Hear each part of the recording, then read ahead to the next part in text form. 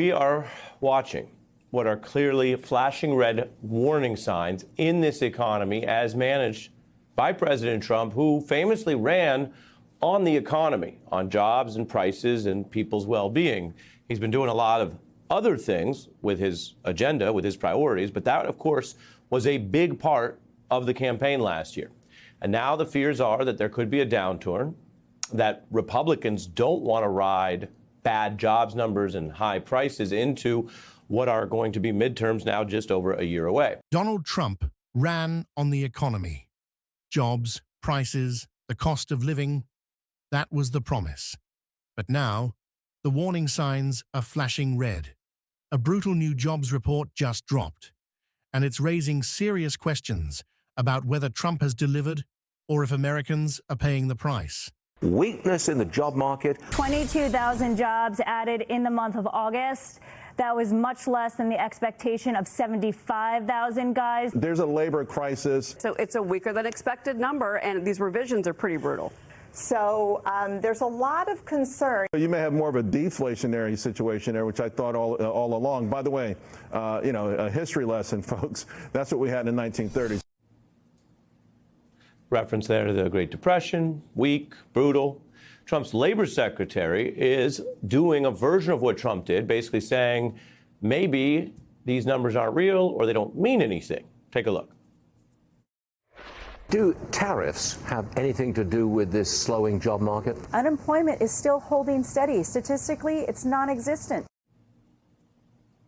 Statistically, it's a problem. The labor secretary trying to sort of use what are fancier words, and there are debates over, of course, economic numbers, but basically argue to everyone, including even straightforward questions there on the financial news networks, that what you see isn't real. Out in the markets, out in the job market as well. Trump's big selling point was that he'd make your life better financially. But look at the reality. The job numbers are falling short, and even his own labor secretary is trying to spin the numbers instead of facing the facts. The issue here is facts. We have all watched our politics and propaganda turn more and more on what we might charitably call something other than reality. And yet certain realities, especially when it comes to people's livelihoods, their jobs, whether they have money in the bank and money coming in from an employer, that can't just be propagandized or podcasted away. And that brings us to the top story right now, the brutal new jobs report that shows hiring stalling out in America. Only about 20,000 jobs added. That is basically a small number and is also, and this is important in how this economic stuff tends to work, a lot lower than what was expected. So you can see universal headlines there, warning signs, slowdown. It's the first jobs report as well since the reality issue came up on jobs. Donald Trump has been caught lying more than any other modern politician. Washington Post actually kept account for many years. It's not a criticism, it's a fact that he lies all the time. And in the second term, he's been more brazen about trying to get other people to lie for him, even in the career civil service. And so he actually ousted the person who had the bad news on these same jobs reports before. But firing the people giving you the bad news, hoping to distract, that's not really working. In fact, here's how it's even playing on Fox Business. That's not just bad politics. It's a real problem for working Americans. When people are struggling with bills, no amount of propaganda changes what's in their bank account. A vote for Trump means your groceries will be cheaper. It'll also bring your grocery bill way down. I have more complaints on groceries. Groceries. Well, let's look at the prices. They're up. 90% of Americans say they are currently worried about the price of groceries. And remember Trump's promise. He said your grocery bills would go down. But today, 90% of Americans say they're worried about rising grocery costs. For a president whose credibility on the economy has always been his strongest asset, the prospect of the bottom falling out is uniquely dangerous. Again, if this is his thing, he ran on it and wants to be judged on it, that's a problem. And it's not the only one.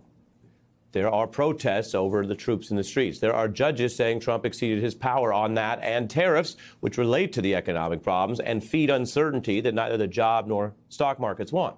There's the roiling Epstein scandal, which took on a new chapter this week with Republicans pushing to override the House leaders who were trying to back up Trump with secrecy while we heard the moving presentation of testimony of those victims, many of whom said it's not politics, but it is a Trump DOJ failure.